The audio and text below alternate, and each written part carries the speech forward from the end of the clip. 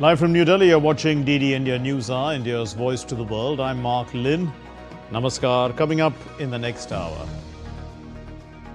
Chhattisgarh marks 25 years of statehood. Prime Minister Modi hails its rise from strife to stability.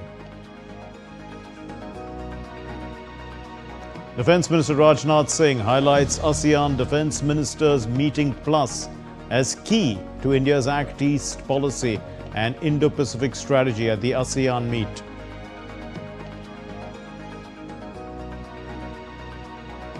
US warns ASEAN of China's destabilizing moves in South China Sea.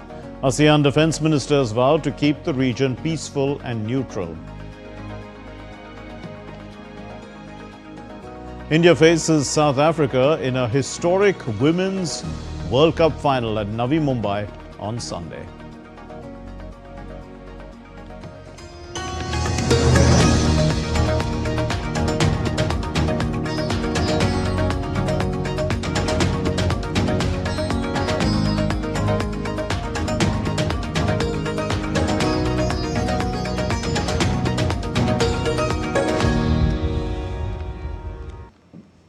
Chhattisgarh celebrated its statehood day on Saturday. At the program, Chhattisgarh Rajat Mahotsav, the Prime Minister Narendra Modi, inaugurated and laid the foundation stone of development projects and transformative projects worth over 14,260 crore rupees. These projects covered key sectors such as roads, industry, healthcare and energy. Chhattisgarh celebrated its 25th statehood day on November 1st, with Prime Minister Narendra Modi leading the celebrations on Saturday. Prime Minister participated in Chhattisgarh Rajat Mahotsav. Prime Minister highlighted the transformation which Chhattisgarh has witnessed in last 25 years. The state, which was earlier known for Naxalism and backwardness, has now emerged as a symbol of prosperity and security. आज हमारा छत्तीसगढ़ नक्सलवाद, माओवादी आतंकी बेड़ियों से मुक्त हो रहा है। नक्सलवाद की वजह से आपने 50-55 साल तक जो कुछ झेला वो पीड़ादायक है। आज जो लोग संविधान की किताब का दिखावा करते हैं, जो लोग सामाजिक न्याय के नाम पर घड़ियाली आंसू बहाते हैं, उन्होंने अपने राजनीतिक स्वार्थ के लिए आपके साथ दशकों तक अन्याय किया है। At the event, Prime Minister inaugurated and laid the foundation stone for developmental and transformative projects worth over 14,260 crore rupees. Some of these projects include inauguration of 12 new Startup Village Entrepreneurship Program SVEP blocks across 9 districts of Chhattisgarh, participation in Greh Pravesh of 3.51 lakh completed houses, release of 1,200 crore rupees as installment to 3 lakh beneficiaries under Pradhan Mantri Awas Yojana Gramin, laying the foundation stone for the 4-lane greenfield highway from Pathalgaon, Kunkari to Chhattisgarh Jharkhand border, laying foundation stone for construction and upgradation of NH 130D, inauguration of upgradation of NH 130C into a 2-lane highway with paved shoulders, inauguration of inter-regional ERWR interconnection project, dedication, inauguration of laying foundation stone for multiple energy sector projects worth over 3,750 crore rupees. Chhattisgarh, located in central India, was formed in 2000 after its separation from Madhya Pradesh. Rich in forests and natural resources, the state is known for its tribal heritage, cultural vibrancy and industrial strength. With inputs from Siddharth Bhardwaj, Chhattisgarh, DD India. And Prime Minister Narendra Modi also inaugurated the new building of the Chhattisgarh Vidhan Sabha at Nava Raipur in Chhattisgarh. The Prime Minister recalled the contribution of the former Prime Minister Atal Bihari Vajpayee in the progress of the state and Prime Minister addressed Brahma Kumaris as well at an inauguration of Shanti Shikhar Meditation Center at Nava Raipur. Here's the report. As Chhattisgarh reached a major milestone in its 25-year journey, Prime Minister Narendra Modi inaugurated the new building of Chhattisgarh Assembly, Vidhan Sabha, at Navraipur. Prime Minister called it a celebration of 25 years of public aspiration, struggle and pride. यह भवन लोकतंत्र का तीर्थ स्थल है। इसका हर स्तंभ पारदर्शिता का प्रतीक है। इसका हर गलियारा जवाबदेही की याद दिलाता है और इसका हर कक्ष जनता की आवाज का प्रतिबिंब है। The Prime Minister also unveiled the statue of Bharat Ratna former Prime Minister Atal Bihari Vajpayee at the Vidhan Sabha complex. Moreover, Prime Minister inaugurated Shanti Shikhar of Brahma Kumaris, a modern center for spiritual learning, peace and meditation. Prime Minister noted that the concept of world peace is an integral part of India's fundamental thought. आपका पहला संबोधन ही ओम शांति। ओम अर्थात ब्रह्म और संपूर्ण ब्रह्मांड, शांति अर्थात शांति की कामना।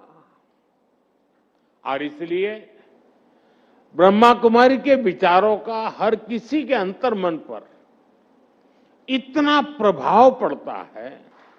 हमारे यहां हर धार्मिक अनुष्ठान जिस उद्घोष के साथ पूरा होता है वो उद्घोष है विश्व का कल्याण हो, जो उद्घोष है प्राणियों में सद्भाव हो। ऐसी उदार सोच, ऐसा उदार चिंतन विश्व कल्याण की भावना का आस्था से ऐसा सहज संगम, ये हमारी सभ्यता, हमारी परंपरा का सहज स्वभाव है। As part of the Dil Ki Baat program, Prime Minister interacted with 2,500 children successfully treated of congenital heart diseases in the Gift of Life ceremony at Sri Satya Sai Sanjeevani Hospital in Navraipur. मैं अपने देश के PM sir से मिला, मैंने उनसे अपनी दिल की बात कही। मुझे पीएम सर से मिलकर बहुत अच्छा लगा। उन्होंने बताया कि अपने शरीर को स्वस्थ रखिए ताकि दूसरी बीमारी हमारे शरीर में ना हो पाए। मेरी आज पीएम मोदी से दिल की बात हुई। मैंने ये बात करी कि मैं 2014 में मेरा ऑपरेशन हुआ था हार्ट का, तब से मैंने बहुत इम्प्रूव करा। सत्य साई ने भी बहुत मुझे सही करा और मैंने पीएम सर से अपनी दिल की बात करी कि मुझे क्रिकेट खेलना पसंद है। पीएम सर से मिलकर मुझे बहुत अच्छा लगा।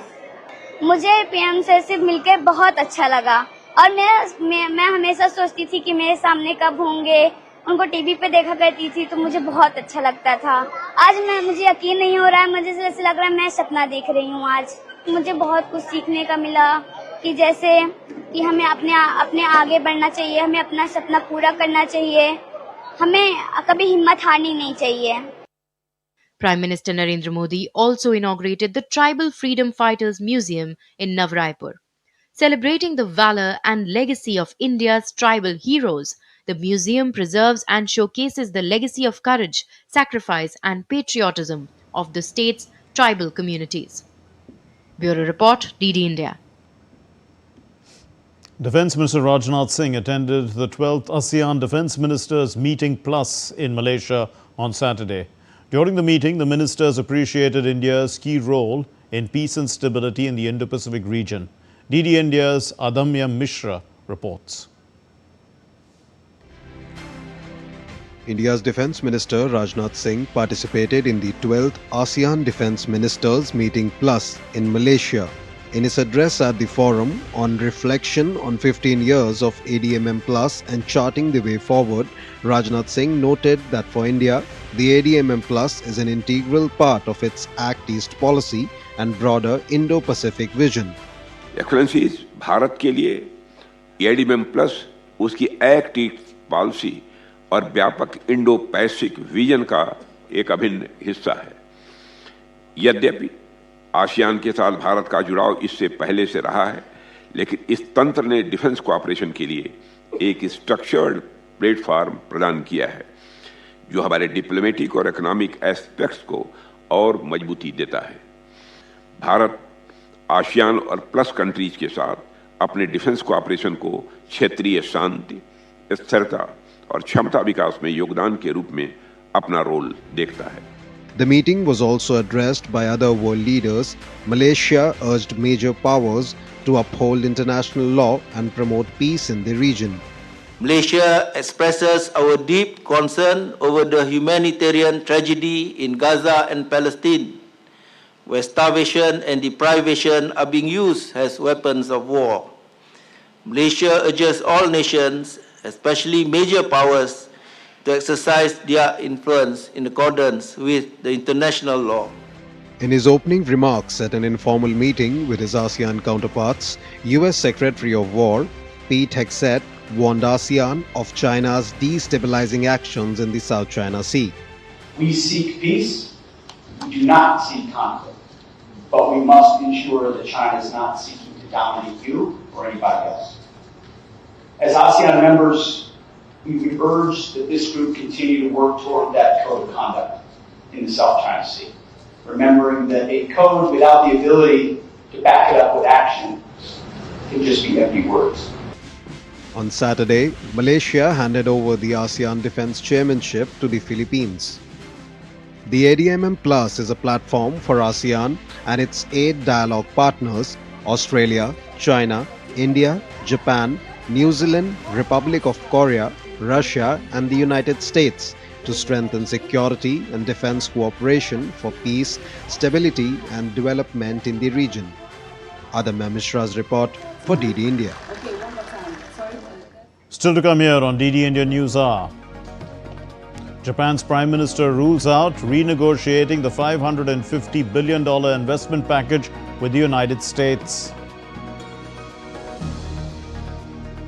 South Korean President Lee asks China's help in engaging North Korea.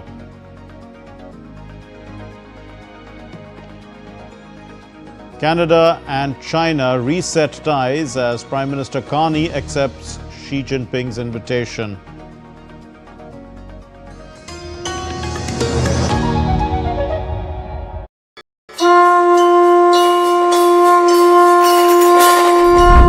Long before the GMT, this city was the cosmic clock of India. It lay on the Tropic of Cancer and also was the prime meridian of India. All the calculations, astrologicals and astronomical, were done here. This is the city of King Vikramaditya. This is the city of Mahakal. Watch Forever Cities, a special edition on Ujjain only on DD India.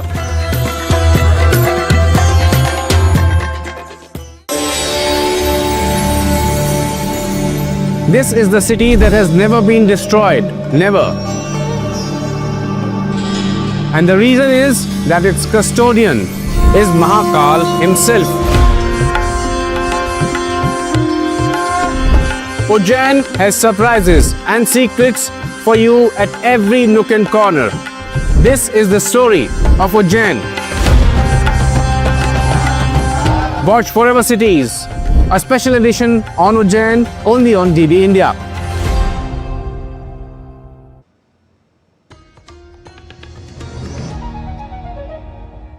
You're watching DD India News Hour. I'm Mark Lynn. The Russia-Ukraine conflict has entered a volatile new phase marked by battlefield escalations and rising nuclear tensions.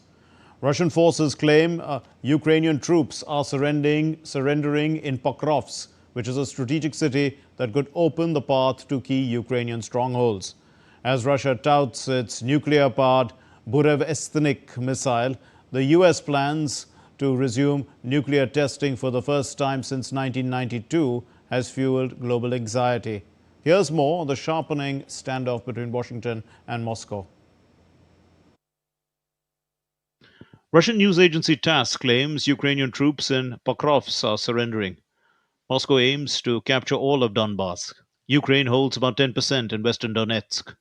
Moscow claims it killed Ukraine's special forces deployed in Pokrovsk. Seizing Pokrovsk and Kostiantynivka lets Russia push towards Kramatorsk and Sloviansk. The Russia-Ukraine war has intensified with renewed Russian missile and drone strikes targeting Ukrainian infrastructure. Ukraine accused Russia of nuclear terrorism for attacking substations that power nuclear facilities. Russian forces have reportedly advanced in Zaporizhia and Kharkiv, signaling a fresh offensive on the Eastern Front. Russia tested its nuclear-powered Burevestnik missile on October 21, 2025, flying 14,000 kilometers in 15 hours. Putin called it a unique weapon unmatched globally. I think we are just generally seeing a greater emphasis on nuclear weapons. We're seeing countries use nuclear threats more and more to get their way in the world. And so while I think a lot of these programs have existed for years, if not decades, the reason Putin is doing this on live TV while wearing fatigues is because he wants to send a certain message. In a major shift, US President Trump ordered the first US nuclear test since 1992 to match other powers. He ruled out long-range tests, citing a submarine near Russia. The U.S. would only return to nuclear testing if it needed to confirm the credibility of the U.S. nuclear arsenal. So the U.S. nuclear arsenal regularly goes through a strategic stockpile management assessment program. And what that really means is really smart scientists at the national labs are using supercomputers, lasers, and other really advanced technology to make sure that the nuclear arsenal is fit for purpose and that it will do what it's supposed to do. They can do this without any explosive testing. Moscow denied that it tested a nuclear weapon, but warned of retaliation. With tensions high, Trump urged Putin to end the war, not launch missiles. Bureau Report, DD India. Well, Russia's defense ministry claimed its forces have taken control of several villages in Ukraine's Zaporizhia region. Videos released by Moscow show drones striking Ukrainian military vehicles and bunkers in the area. The South Korean President Lee Jae-myung sought the Chinese President Xi Jinping's help in efforts to resume talks with the nuclear neighbor North Korea. Lee hosted Xi at a state summit on Saturday after the Asia-Pacific Leaders Forum in the South Korean city of Gwangju, marking Xi's first visit to the U.S. ally South Korea in 11 years. Lee has promised to strengthen ties with the United States while not antagonizing China and seeking to reduce tensions with the North. The Canadian Prime Minister Mark Carney said on Saturday that his talks with the Chinese President Xi Jinping on Friday were a turning point in relations after years of tensions. Carney said that the two countries had unlocked a path forward to address current issues and that he had accepted Xi's invitation to visit China next year.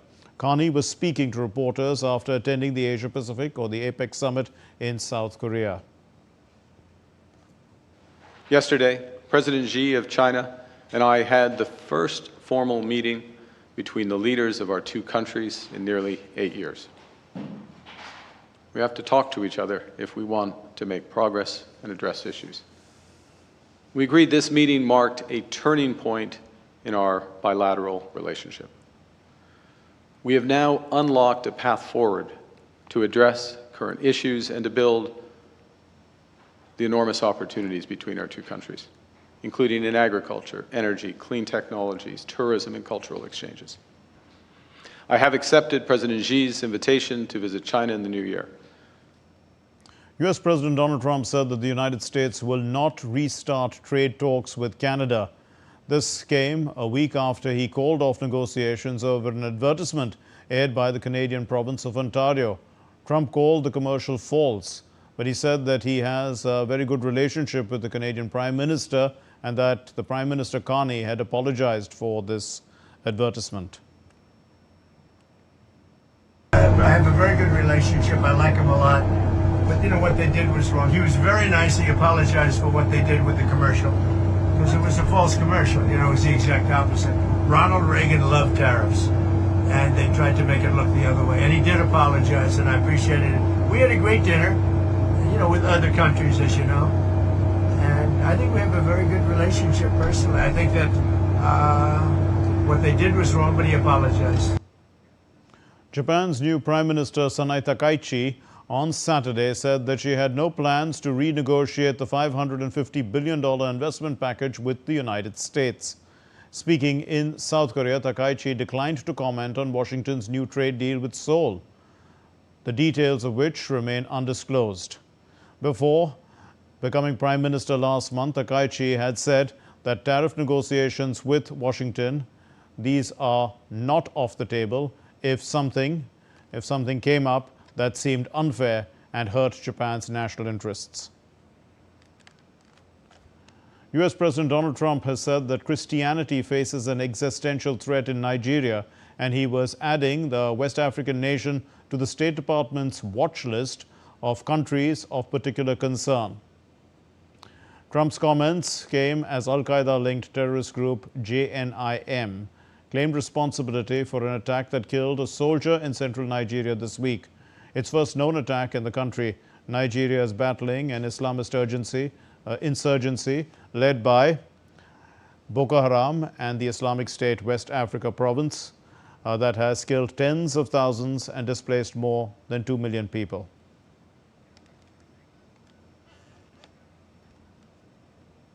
And the humanitarian crisis in Sudan is worsening, with new reports of atrocities emerging from El Fasher after its capture by the Rapid Support Forces. The United Nations has described this situation as catastrophic as civilians continue to flee amid violence and restricted access to aid agencies.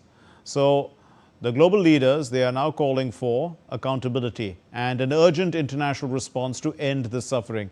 DD India's Soumya Raj Dwivedi reports.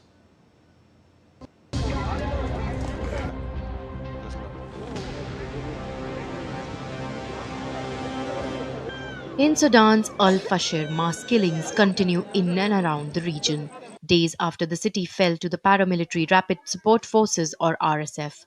Since the city's fall, multiple reports have emerged of summary executions, sexual violence, attacks on aid workers, widespread looting and abductions.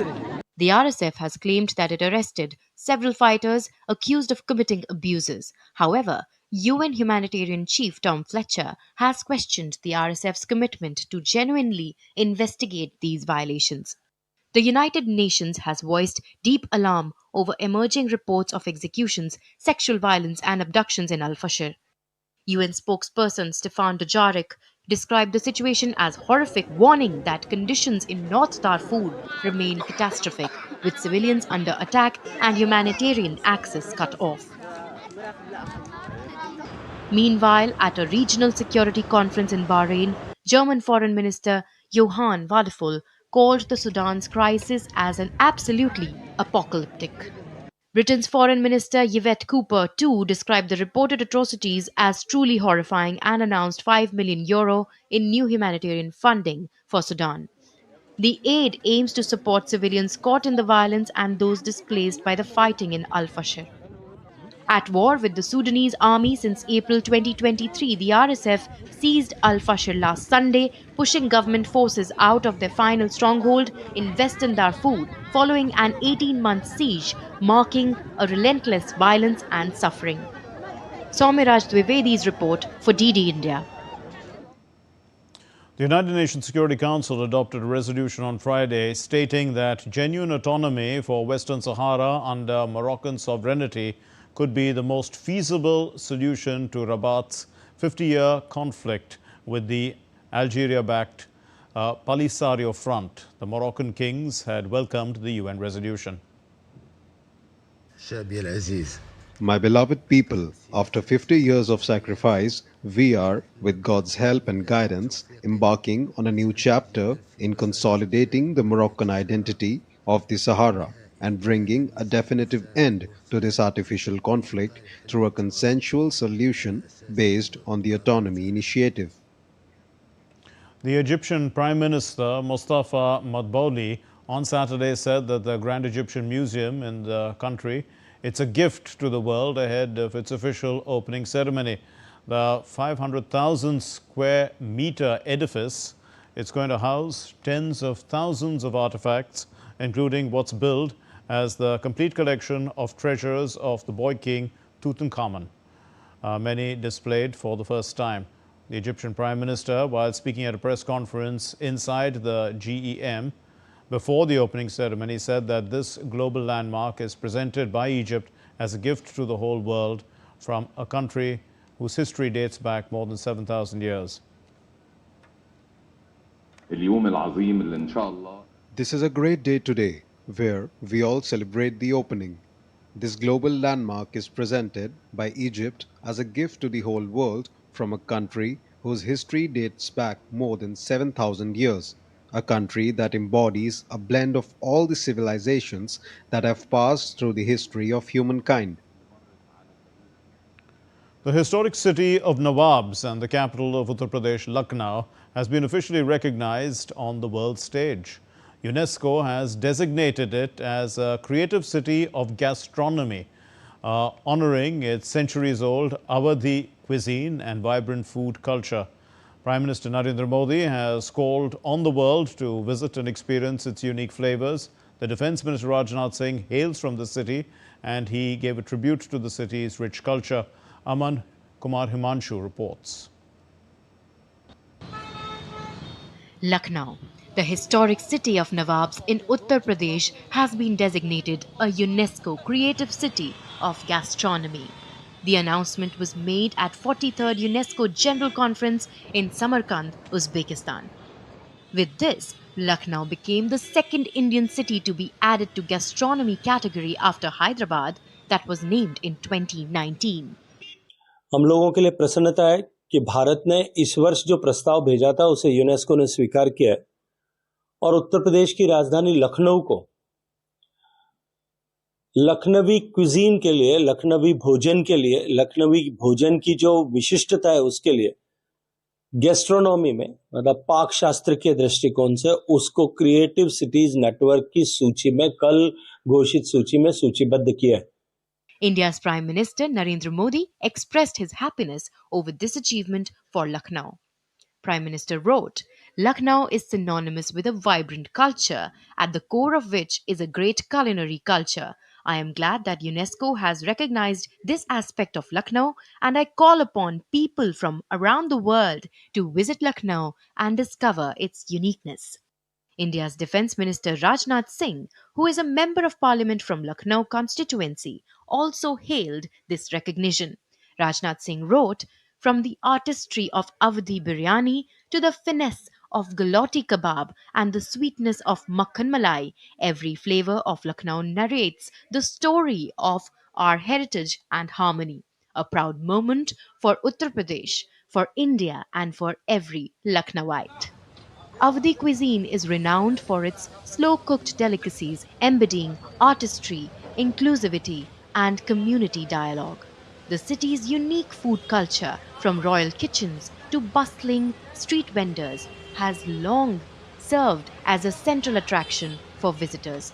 The milestone places Lucknow on the world stage, positioning it among the top gastronomic destinations and showcasing how food heritage can serve as a symbol of cultural diplomacy and sustainable tourism. Bureau Report, DD India. Still to come here on DD India News Hour. We'll get you an expert's take on the US-Russia nuclear brinkmanship and its impact in Ukraine. ISRO set to launch CMS-03 communication satellite from Sriharikota on Sunday.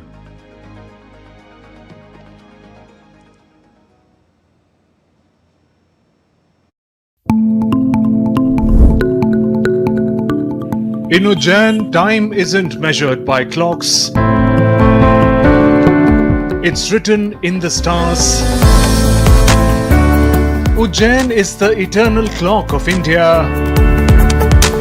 Watch special episode of Forever Cities on Ujjain, only on DD India.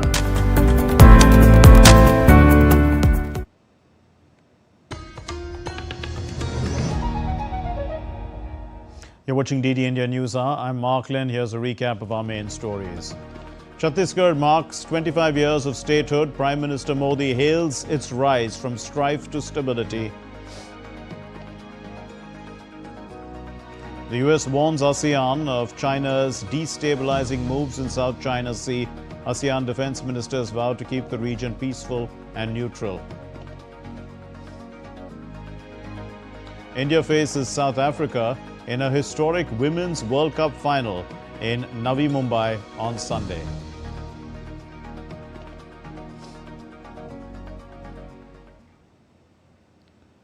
The Information Broadcasting Secretary Sanjay Jaju inaugurated the Waves Animation Bazaar and the 8th edition of the India Joy at HICC in the southern Indian city of Hyderabad on Saturday. The Waves Animation Bazaar and India Joy 2025, they are being organized in collaboration with the Ministry of Information and Broadcasting.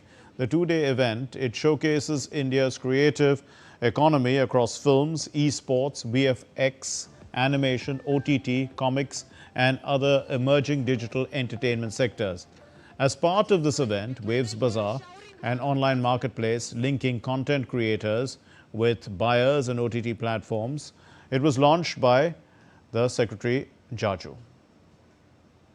Now, the platform, what does it do? It aims to empower creators to monetize their work and accelerate industry growth.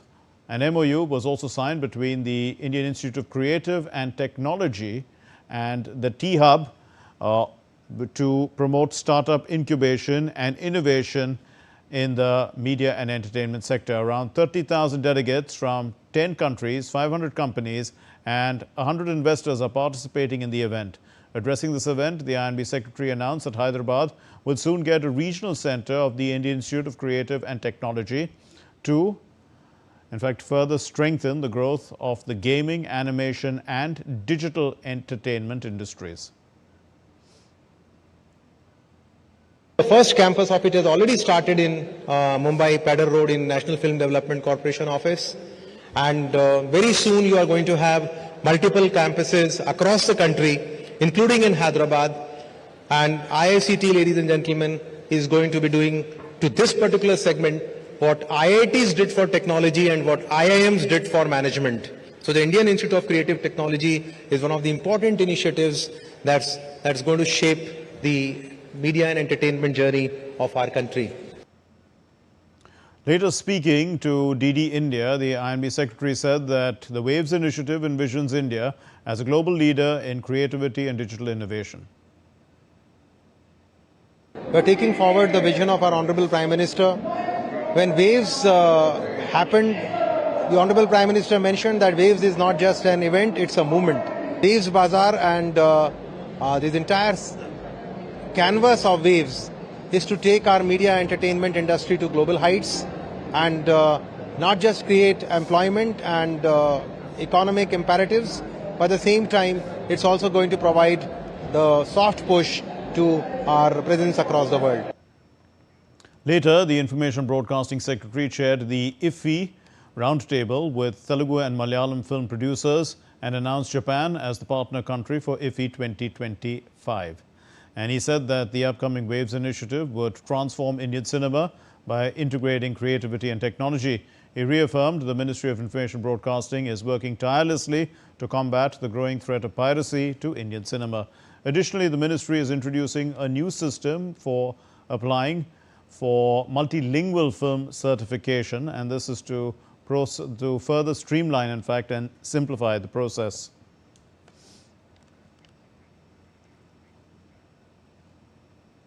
And going back to our story on nukes or negotiation, the U.S. walking a tightrope in Ukraine. To discuss this, we have Professor Harshvardhan Pant, Vice President of ORF. Thank you very much, Professor Pant, for being with us. How does the United States' threat to conduct underwater nuclear tests give it some sort of leverage, in negotiations with Russia? Because Russia just seems to be raising the tensions over with Ukraine. I think, there are two issues here. One, of course, is what is happening in Ukraine and the way Russians seem to be not only continuing to up the ante there on the ground, but also in some ways raising the stakes in a conflict as far as the escalation ladder goes. In the past also, a number of times Russians have threatened nuclear weapons as part of their weapons mix, and that has created a lot of kerfuffle in the strategic community. Now, I think from just earlier this week, President Putin talked about two critical nuclear capable missiles. One, Poseidon, which is underwater drone capable of a nuclear powered underwater drone, and then you had on the other hand a nuclear capable cruise missile.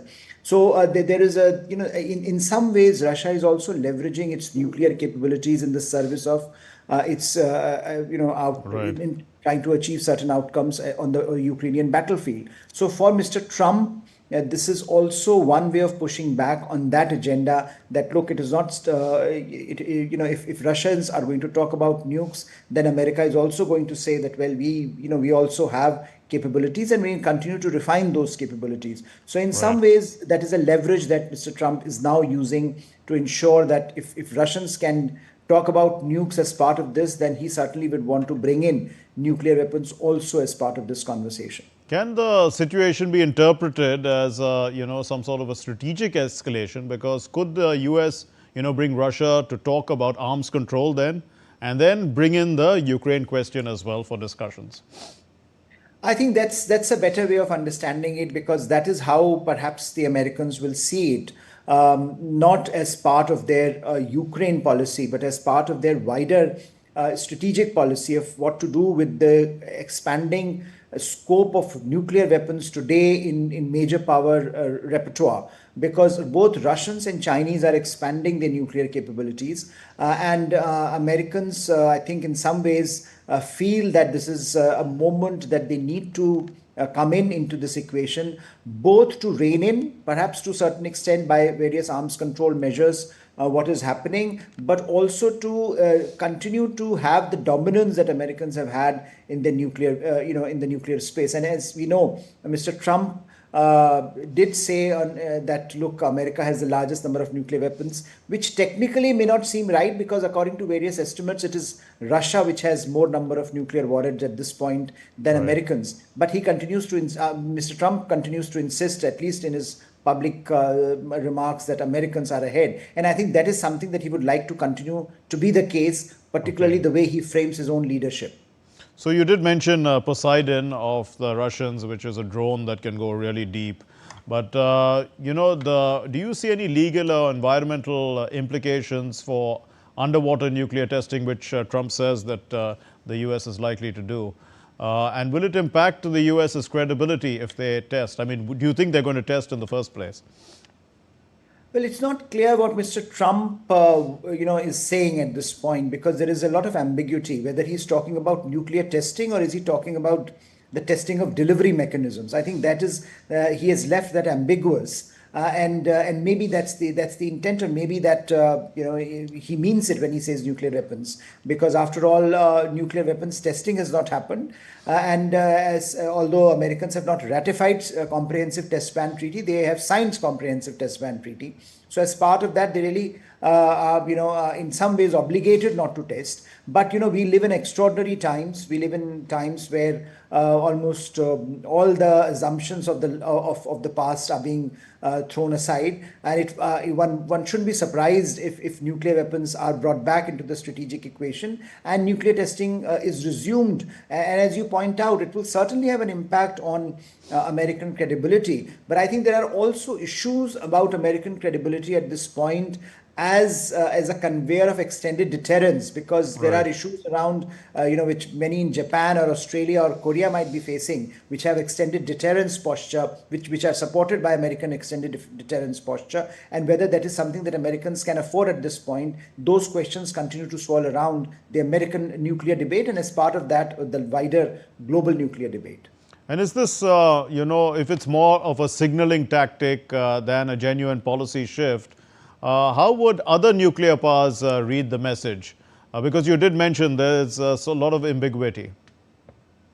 I think the nuclear powers certainly, particularly the two big ones, the Russians and the Chinese, who are antagonistic to the US at this point, and are shaping their foreign and security policy accordingly, are already taking steps in a certain direction. So Chinese, for example, have expanded their nuclear stockpile the most, and it's the fastest expanding nuclear stockpile at this point. So it's not as if Chinese are waiting for Americans to do something. They are doing what they think they need to do. They've, in terms of the nuclear stockpile that they have moved away from the minimum deterrence posture that they used to have. And I think in that context, the nuclear debate has already moved on from the kind of arms control frameworks that we used to have in the 20th century and used to be the frameworks around which nuclear policies used to resolve. And that is why we have also seen some of the debate here in India about nuclear testing, about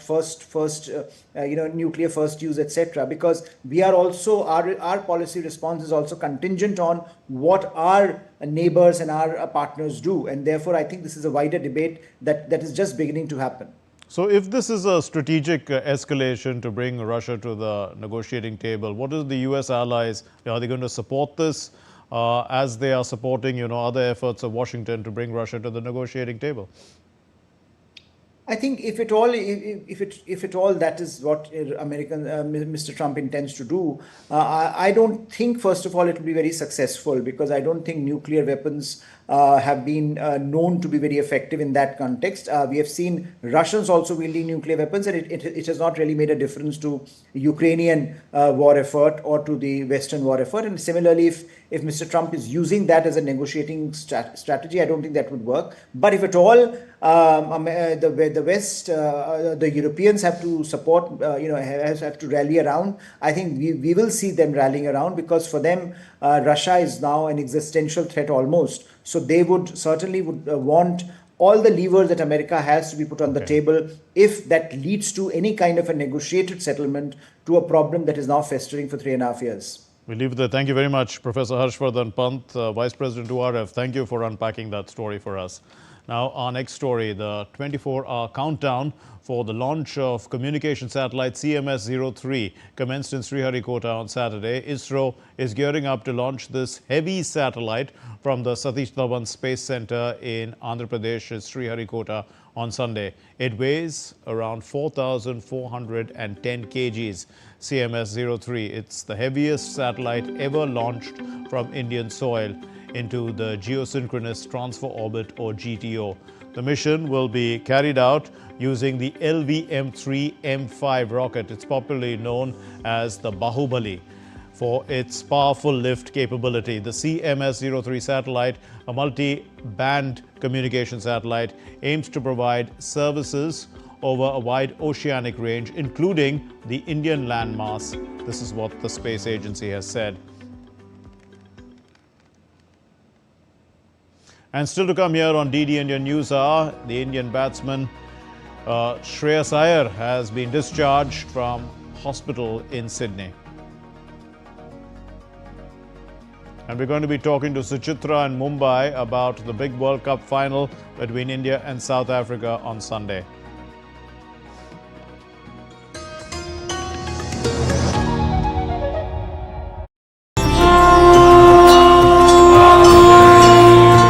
Here the Lord of Time still rules and every dawn begins with his name. The city of Mahakal, Ujjain. Watch special episode of Forever Cities on Ujjain, only on DD India.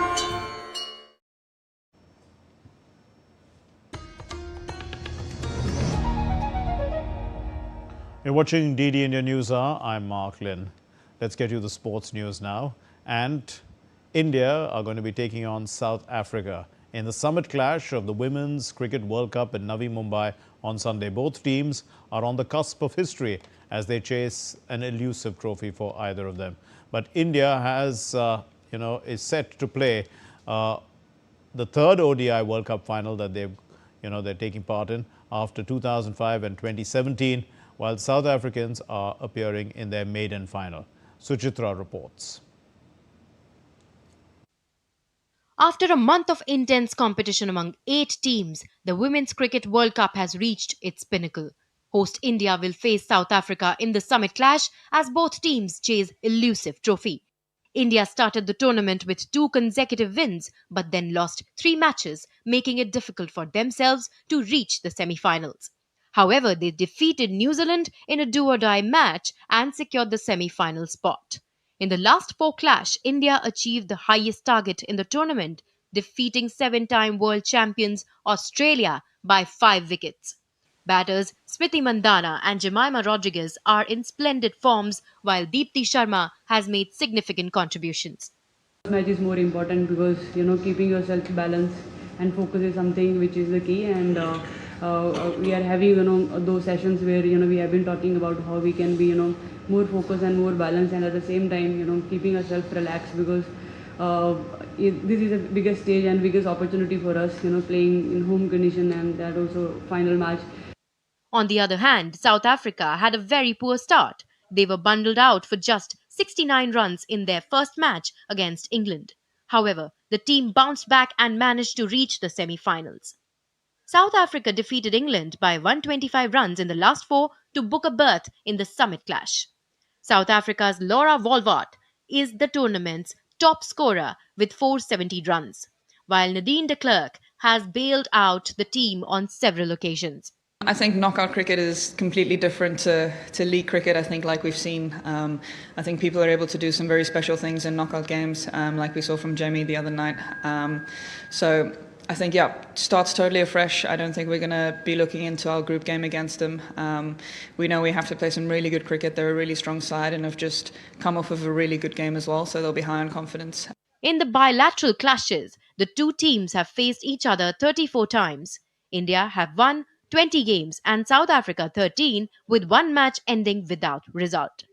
The 2 teams have faced each other 6 times in the ODI World Cup, with both teams winning 3 matches each. In the last 5 ODIs, India have won 4 matches, while South Africa came out victorious in the league stage of this edition. Rain could play a spoil sport, hence Monday has been designated as a reserve day. South Africa has entered the Women's One-Day World Cup final for the first time, while India has made it to the final twice in 2005 and 2017, but they lost on both occasions. Now, we'll have to see if India gets third time lucky and becomes world champion for the first time in front of their home crowd. With camera person Ashish Sharma, this is Suchitra reporting for DD India in Navi Mumbai. Well, DD India correspondent Suchitra Bharadwaj is joining us from Navi Mumbai now. Suchitra, both teams have beaten the odds to reach the final. Now, India has the home momentum. How much of an advantage is that? Yes, Mark, we can look at it both ways. Sometimes the home crowd also adds the pressure. If you remember the 2023 men's cricket World Cup final, there was this famous quote from the Australian captain, and he was like, it would be great to silence such a huge crowd. And the same question was posed to South African skipper today. And she also understands that, the Indian team will be under great pressure because you are playing on your home turf. The home crowd is there to cheer you. The crowd is always the 12th player for the Indian cricket team when they play in India, but it also adds to the pressure because every Indian team, you know, they understand the emotions of cricket fans. Even Harmanpreet Kaur, today she recognized the importance of the Indian fans, how they cheer for the Indian team in every match, and it's great. You know, this particular tournament has been a game changer for women's cricket. You know, for the Women's World Cup, we are seeing a full house everywhere. So it's really, we can say, a game changer for women's cricket. And tomorrow also we are going to see a full house in Navi Mumbai's D.Y. Patil Stadium. Even today, on the eve of the final, there were still people queuing up outside the stadium to see their chances if they can get a ticket to watch this particular final. So yes, the excitement of the fans adds a lot to the match, but it also adds the pressure for the home team. So if there have been some standout performances in the semi-finals, we saw that Laura Woolwart, if that's the way her name is pronounced, hitting 169 in the semi-final, and Jemima Rodrigues hit 127. Amazing knocks. So who are the key players that we should be watching or looking out for in the final? Yes, Mark, if we talk about the Indian cricket team, then the skipper Harmanpreet Kaur, she has looked off color in this tournament, but she is a big match player. We saw in that semi-final against Australia, she played a knock of 89 runs, and her partnership with Jemima, that 167-run partnership, was totally the turning point of that match. And the same goes for Jemima. She was promoted to number 3 in that key match, the do-or-die match against New Zealand, and she scored her maiden 50 in the Women's World Cup. And then in the all-important match against Australia, she scored her first World Cup century. And also, I think she played the innings of her life. Such kind of innings we see only once or twice in a player's career, you know, playing against 7 times World Cup champion Australia, chasing a record target of 339 runs. And, you know, she quoted some, you know, lines from the Bible that, you know, Jesus was carrying her because she was also riding on her luck.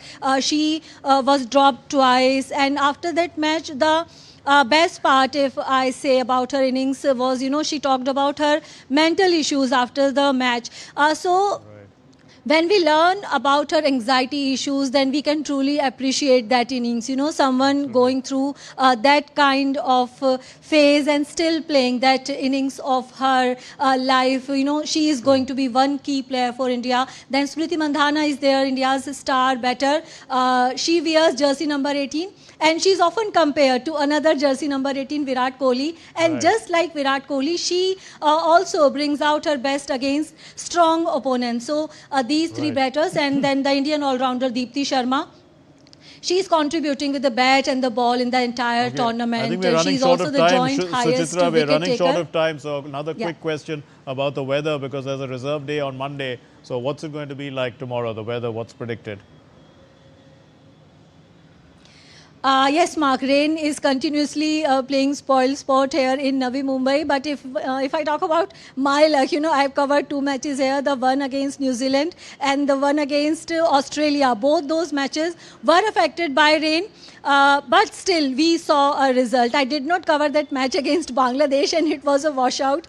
So I'm just keeping my fingers crossed that, you know, rain may affect tomorrow's match, but we may see a result. You know, being a Sunday, being the weekend, you know, even the ICC and BCCI, they will also prefer that the crowd gets to see a result today, because things changes when a final shifts to Monday. Monday being a weekday, I don't think they will see a full house on a Monday. So they will try their best to finish the match tomorrow if the weather permits. Even a 20-20 per side will be a valid result for a 50-over match under DLS system. Let's hope we have a full 50-over match. Thanks very much, Suchitra, and you know, keeping our fingers crossed for the Indian team.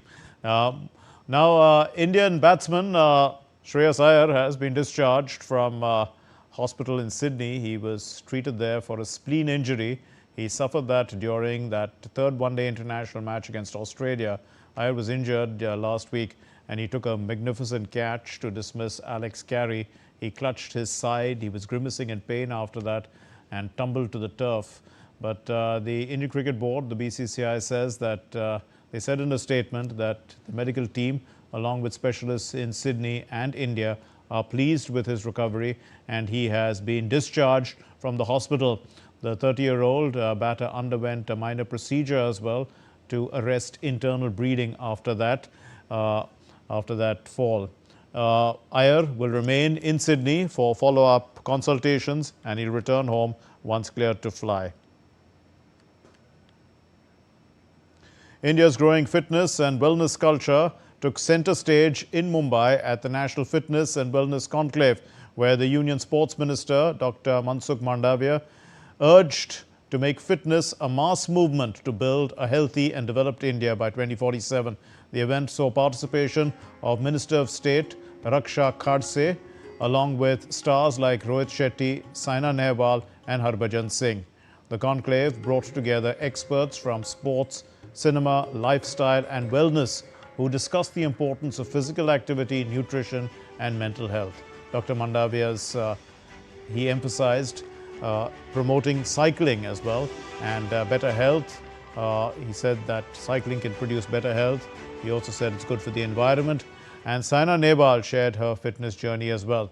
The Fit India movement's achievements and ambassadors were celebrated for inspiring millions towards a healthier lifestyle. With that, we conclude DD India News Hour. Share your thoughts with us on the news of the day. And for those of you on the go, get the latest news and updates from India and across the world on the DD India mobile app. That app is available on Android and iOS platforms. Scan the QR code on your screen and download it now. We'll be back with more news as it breaks here on DD India. I'm Mark Lynn from all of us here in Delhi. Thank you very much for watching DD India News Hour. Namaskar.